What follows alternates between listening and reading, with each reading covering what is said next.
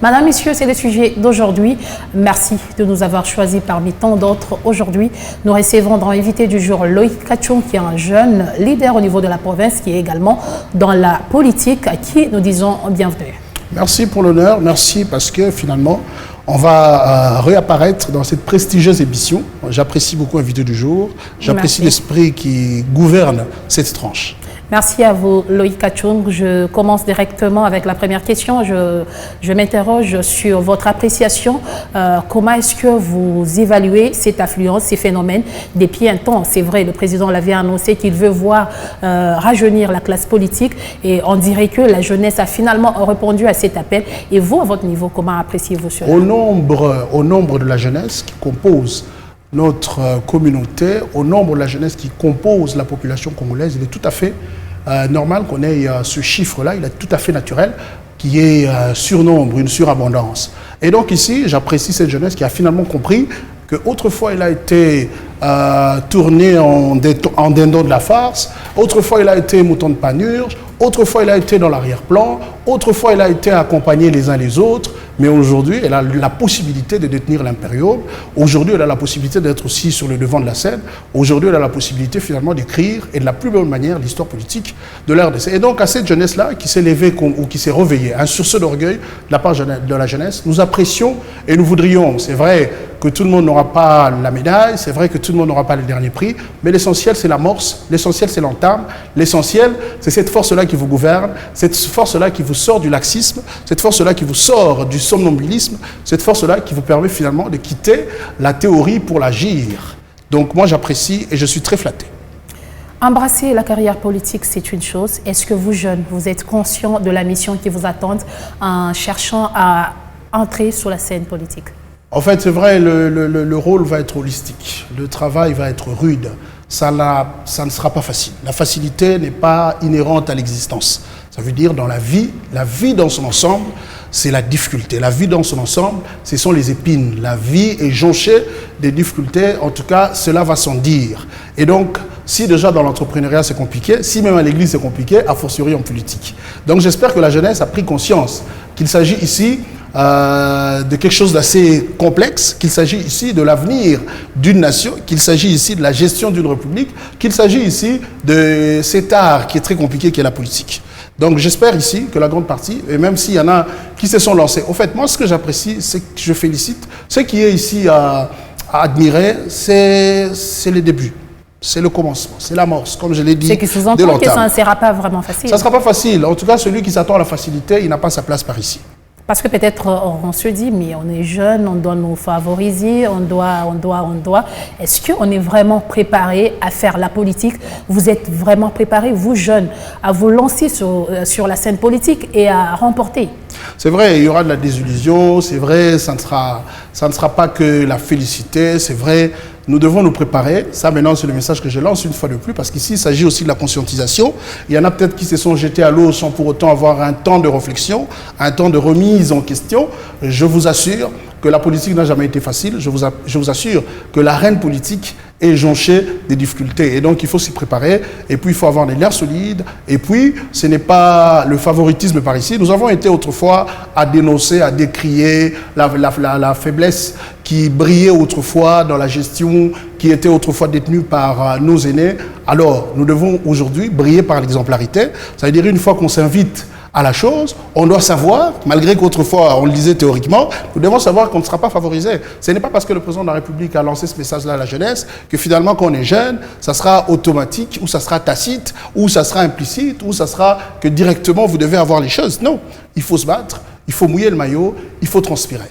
J'ai retenu un mot, les aînés, que certains appellent les vieux loups, ça ne vient pas de moi en tout cas. Est-ce que pensez-vous que ces vieux loups, entre guillemets bien sûr, vont vous laisser la voie libre? Non, là, je vais y revenir, ce sera de la redondance, mais de la bonne redondance, je vais me répéter. Ça ne sera pas facile. Ça veut dire la réussite est un péché impardonnable qu'on commet contre le prochain. Ça veut dire que ce soit le vieux, que ce soit même la jeunesse. Quand vous réussissez, il faut s'attendre à ce qu'il y ait de la controverse. Quand vous réussissez, il faut s'attendre à ce qu'il y ait des ennemis. Quand vous réussissez, il faut s'attendre à ce qu'il y ait de l'inimitié. Excusez-moi. Ça veut dire que ce n'est pas seulement cette autre génération D'ailleurs, bourré de beaucoup d'expérience, parce qu'ici, vous devez savoir que ceux qui autrefois étaient à la gestion doivent nous donner de l'expérience, doivent nous orienter, doivent nous initier, c'est très important. Et donc, ce n'est pas seulement dire qu'il y aura ce conflit d'intérêts, ce conflit de génération, même parmi nous les jeunes, quand il y a un qui réussit et que l'autre devra attendre son heure, c'est toujours très difficile. C'est l'impression que nous avons, on dirait un conflit de génération, on dirait une guerre entre le jeune et le vieux loup. Bon, il y a ce conflit de génération pour ceux qui estiment que la politique, il s'agit des intérêts mesquins, des intérêts personnels. Mais pour celui qui a compris qu'il est ici pour servir le souverain primaire, mais pour celui qui est là pour favoriser l'intérêt général, je ne le vois pas être en conflit avec qui que ce soit, de quelque génération que ce soit. Donc peut-être pour ceux qui pensent être ici pour s'enrichir, pour ceux qui pensent qu'être ici pour avoir l'argent facilement, c'est à eux que va peut-être revenir cette question-là. Mais pour ma part, j'estime qu'il n'y a pas de conflit de génération pour celui qui est conscient qu'il est venu par ici pour servir son peuple et sa patrie. Faudra-t-il mettre le vieux loup de côté? Absolument pas. Absolument pas. Et pour moi, d'ailleurs, dans ma tête... Parce qu'on cherche à tout rajeunir. Dans ma tête, j'ai toujours dit que la génération, ou l'âge, ce n'était qu'un chiffre. Ça veut dire, il y en a aujourd'hui qui sont, comme on dit, entre parenthèses, vieillards, mais quand vous essayez de le, ça veut dire de le scruter, vous voyez qu'il n'y a pas de sagesse. Il y en a aussi qui sont, entre guillemets, jeunes d'âge, ça veut dire un chiffre très moindre, mais quand vous êtes avec eux, vous sentez de la sagesse par là, vous sentez de la conscience par ici, vous sentez que c'est des gens qui sont outillés. Il faudra encore trier. Non, laissez-moi vous dire que la jeunesse, la vieillesse, ça n'a rien à voir. C'est vrai, quand on a atteint, ça veut dire qu'on a eu une échéance de vie un peu plus large, on a eu la possibilité d'avoir plusieurs expériences, encore faut-il ou fallait-il les expérimenter. Donc ici, que vous soyez jeune, déjà, pour preuve, il y a des jeunes qui sont dans la politique depuis des lustres, ce n'est pas aujourd'hui. Patrick Mouyaya, pour illustrer, a commencé, il a été député à 29 ans. Joseph Kabila, il a été à la gestion à 29 ans. Il y a des gens, ça veut dire qu'il y a toute une avalanche de personnes qui autrefois étaient jeunes et qui ont accédé, malgré que c'était fermé, malgré qu'il y avait de vieux loups. Donc ça n'a rien à voir. Ce n'est pas aujourd'hui que la jeunesse devra se dire qu'elle a la possibilité de gouverner. Non, non, on peut gouverner partout et à tout moment. Bien, c'est-à-dire que vous êtes sûr que vous allez relever le défi? On va ensemble, toutes générations confondues, relever le défi. De quelle manière? Comment vous allez vous y prendre? Parce que y entrer, c'est une réalité, c'est une chose. Mais comment faire pour que...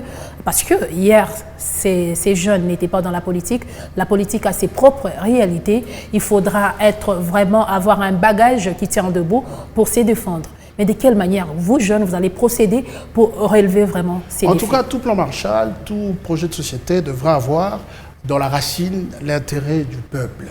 Ça veut dire tout ce qu'on peut aujourd'hui avoir comme projection, tout ce qu'aujourd'hui on peut avoir comme ambition, tout ce qu'on peut aujourd'hui avoir comme innovation. Si on a compris qu'il fallait mettre en première ligne l'intérêt du peuple souverain, en tout cas, on a réussi. Le souci ici, ou l'invitation, ou le message que je lance à la jeunesse, c'est de favoriser chacun dans son projet de société, chacun dans son plan d'action, chacun dans sa manière d'aborder la question, chacun dans son esprit qui l'anime à venir en politique, devra ici favoriser l'intérêt de notre population et devra servir cette nation congolaise. Que ce soit dans la gestion, en politique, que ce soit dans la fonction publique, que ce soit dans l'armée, si on a la conscience que nous n'avons que ça comme patrie, je pense ici que nous allons réussir. Vous pensez que cet intérêt général manquait jadis? Non, non, absolument pas. Aujourd'hui déjà, s'il faut regarder le Congo par rapport aux années 1960, 80, etc., il y a eu des avancées et des avancées significatives. Si on observe ne serait-ce que ce qui a été fait depuis l'avènement de Félix Tshisekedi, ici il y a eu plusieurs innovations. Si on observe ne serait-ce que ce qui a été fait depuis l'avènement de Fifi Masuka à la tête de la province, vous sentez qu'il y a de l'innovation. Si on observe ce qui a été fait depuis autrefois jusqu'ici, il y a plusieurs avancées, il y a plusieurs innovations et il y a plusieurs choses à apprécier. Et donc, ce n'est pas que nous, ici, on viendra créer un Congo qui n'a jamais existé. Non, on va être dans la continuation, dans la poursuite et dans la passation. En fait, j'ai une petite question de curiosité. En tout cas, ça, je voudrais que vous me répondiez sincèrement. Moi, j'ai toujours été sincère. Certaines personnes pensent que si ces pays, la République démocratique du Congo, bien sûr, se trouve aujourd'hui à genoux, c'est parce qu'il y a eu des personnes sans volonté qu'on appelle vieux loups. En fait, la diabolisation, la sempiternelle diabolisation sur le Congo, ça veut dire les gens qui jettent des anathèmes sur la RDC. Déjà dire que le Congo est à terre aujourd'hui, déjà dire que c'est un pays qui est à genoux, C'est vrai, peut-être ça dépend de vos analyses à vous, ça dépend des analyses qui ont été... J'ai bien dit certaines personnes, je vais voilà, pas parler de moi. Par cette frange de personnes-là. Mais pour moi, le Congo est sur la bonne voie et il suffit d'y croire, il suffit de continuer à travailler parce que, écoutez, nous aimons le laxisme, nous aimons l'oisiveté, nous aimons le somnambulisme, nous aimons dormir, on aime le miracle. Le miracle est une rareté. Le miracle, c'est des événements qui se produisent très, très rarement. Okay. Nous devons aimer le travail. Et par le travail, tout est possible. Pensez-vous que si la jeunesse aujourd'hui embrasse la politique, c'est pour travailler ou c'est pour se faire de l'argent? Là, on doit être sincère. Difficile. Parce qu'aujourd'hui, on se dit, pour avoir de l'argent, pour être un grand monsieur, il faut entrer en politique. Difficile aujourd'hui de visiter les têtes de tout un chacun pour ici y dénicher l'esprit qui gouverne les uns les autres. Mais je pense ici, on peut peut-être parler en termes de conscientisation, que celui qui estime qu'il est venu par ici pour engranger ou garnir son compte en banque, il devrait avoir tout faux. Ça veut dire peut-être que c'est les impressions qu'il a eues à distance, mais c'est une occasion pour moi de lancer encore une fois ce message-là. Venez ensemble, nous allons servir ce Congo. Venez ensemble, un peu à l'image de ce jeune gens. Se rendre riche, venez ensemble, nous serons riches en politique. Ah, c'est peut-être vos mots. Ce sont vos mots d'ailleurs de toute façon. J'ai dit peut-être. Ce sont vos mots à vous, mais ce n'est pas ça. Et servir son pays, ce n'est pas seulement dans la politique. Il y a des jeunes gens aujourd'hui qui sont à l'est de la République, dans la partie orientale, en train de défendre dans des conditions... On a vu le Ouazalène, donc ils sont des jeunes patriotes. Qui défendent l'intérêt de notre pays. Il y a des jeunes gens qui sont, même dans les banques ici, il y a des jeunes gens qui sont dans l'administration publique, ça veut dire dans les entreprises publiques. Donc c'est pas seulement politique. Ce n'est pas seulement dans la politique. Et ce n'est pas servir... Ça veut dire le président de la République, s'il a lancé ce message-là à la jeunesse, ça ne veut seulement pas dire que vous devez être député national ou provincial. Ah, ça c'est une belle précision. Hein. Ce n'est pas que ça, ou il n'y a pas que ça. Chacun dans ce qu'il fait, malgré l'incidence de ce qu'il fait, doit servir dans l'amour, doit servir, il doit servir son pays. Quelqu'un dit, mais toi-même tu es en politique. Même vous servez la patrie. Ça veut dire nous informer au quotidien, tenir ce genre d'émissions au quotidien, c'est servir son peuple, c'est servir la patrie. Peut-être qu'il faut qu'on fasse des évaluations en termes de contre-remise par rapport à ce que vous recevez, par rapport à ce que vous recevez de manière pécuniaire. C'est peut-être incohérent. Mais ici, ce qui vous anime d'abord, c'est le service. C'est le service. Alors, dans ces cas, moi je m'interroge. Quels sont les avantages d'avoir de jeunes sur la scène politique? C'est peut-être le rafraîchissement. Bien sûr, les inconvénients aussi. Le rafraîchissement, c'est important. La vigueur, c'est aussi important. C'est vrai, les nouvelles idées, c'est important. C'est vrai, la nouvelle pensée, quelle qu'elle soit, ça veut dire qu'elle émane de la jeunesse, qu'elle émane voilà. Quand il y a... Déjà, ça sert à ça la passation pacifique. Ça sert à ça les élections. Ça sert à ça à la continuation de la gestion. Ça veut dire quand il y a ce nouveau vent qui arrive, quand il y a cette nouvelle énergie qui arrive, elle devra faire ses preuves et c'est la nation qui en profite. Bon, c'est qu'elle garantit. Moi, je n'aime pas trop parler en termes de jeunesse. C'est vrai, aujourd'hui, il y a des jeunes qui sont inconscients, mais il y en a aussi de vieillards qui n'ont pas compris qu'ils en avaient la sagesse. Ah bon? Ça veut dire on n'a pas seulement besoin de la jeunesse, on a besoin des patriotes, on a besoin de Congolais, on a besoin de nationalistes, des gens qui vont servir le Congo, que vous soyez vieux ou pas, servez le Congo. Chacun à sa place. Voilà. Il n'y a pas de conflit de génération. Hein? On n'a pas de problème. Il y a quelqu'un qui dit, mais toi, tu nous interdis à nous de venir seulement en politique, mais toi-même, tu es dedans. Non, peut-être c'est la vocation que j'ai reçue, parce que moi, en tout cas, j'ai commencé à m'intéresser à ces choses. Pas aujourd'hui. C'est depuis 2009 que j'étais à la mairie de Kolwezi, pour ceux qui me connaissent. Et j'ai servi un peu, on dirait, de manière tacite. Je ne savais pas que j'étais dans la chose. Et finalement, j'ai compris. Pour moi, personnellement, j'ai choisi. Je n'interdis à personne de choisir la politique. C'est que chacun est libre de choisir là où il se sentirait. Parce que, écoutez, ne pensez pas que c'est quand vous venez en politique que vous allez briller. Le brio est inhérent à la vocation. Il y en a aujourd'hui qui servent le Congo dans le football. Vous n'allez pas me dire que Fiston Mayele, waouh, Fiston Mayele ne sert pas la patrie. C'est que servir la patrie, ce n'est pas qu'en politique. Si aujourd'hui Fiston venait en politique, peut-être qu'il n'aura pas le même brio. Que chacun se connaisse. Voilà pourquoi se connaître, c'est très important. Que chacun découvre sa vocation. Il n'y a que dans la vocation où on brille assez facilement. C'est vrai, le travail aussi est très important. Alors, il y a certains jeunes qui se disent, bon, mais Loïc fait la politique, Mais tel aussi fait la politique, je dois aussi m'y lancer dans la politique. C'est comme ça que nous, autrefois, quand on a commencé ce métier de journaliste, parce qu'il vous souviendra que j'ai été journaliste autrefois. Oui, un ex-confrère, si on peut le dire ainsi. C'était sur fond d'appréciation. J'étais à Lubumbashi, j'observais, il y en avait qui me fascinaient, je peux en citer ici plusieurs. Et quand j'arrive à Kolosi, j'ai compris que je pouvais le faire. Peut-être pour moi, je ne dirais pas que j'ai atteint le summum de la chose, absolument pas, mais j'ai quand même eu à faire ma part et j'ai compris que oui, il était temps peut-être de changer. Il y en a aujourd'hui qui ont été dans la presse et dont ça n'a pas marché parce que simplement on a vu Grace Kalong à la télévision en train de tenir son émission populaire et ils ont cru aussi que ça serait le cas, mais quand ils s'y trouvent, ils voient que c'est tout à fait différent et tout à fait compliqué, donc que chacun soit à sa place et respecter la place de l'autre. Mais on n'interdit pas ici l'appréciation, on n'interdit pas le coaching, le mentorat, on n'interdit pas ici que vous puissiez suivre les vocations des autres. Puisque vous évoquez que c'est important, les coachings, le mentorat, c'est important. C'est très important, c'est une initiation. Même le footballeur le plus talentueux a besoin d'un coach. Lionel Messi aujourd'hui, malgré que peut-être il aura son 8e ballon d'or, mais il est toujours sous une guidance. Ça veut dire qu'il est toujours sous un coach. Le coaching est vital. Le coaching est existentiel pour tout celui qui voudrait de l'émergence. Donc par là, je comprends que rajeunissement, oui, mais on doit être aux côtés de grands. Absolument. C'est un impératif. Et non les exclure. C'est un impératif. Vous devez admettre. Et être coaché, ça ne veut pas dire seulement par quelqu'un qui a peut-être à votre âge x5, absolument pas. Être coaché, ça doit être par celui qui a plus d'expérience que vous.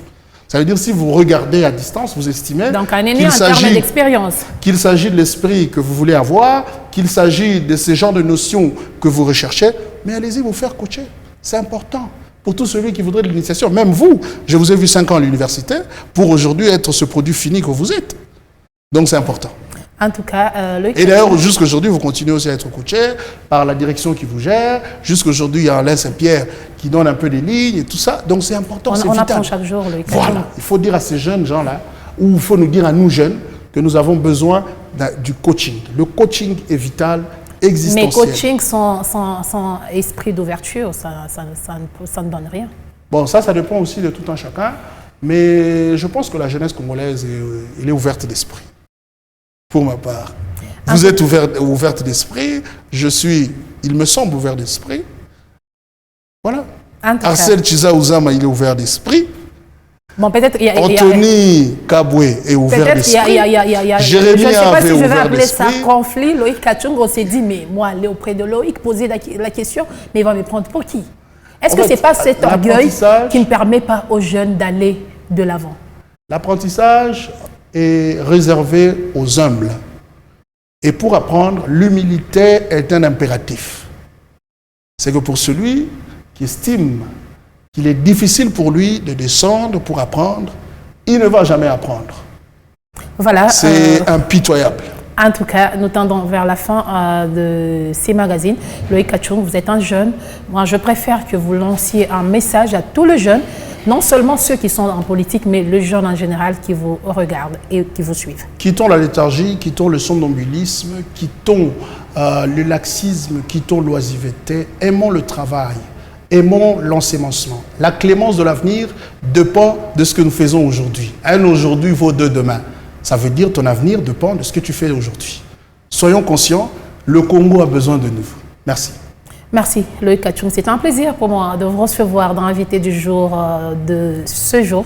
Et madame, messieurs, c'est la fin d'invité du jour. Merci de rester en compagnie de programmes sur Mikuba Radio et Télévision. On se retrouve très prochainement. Au revoir.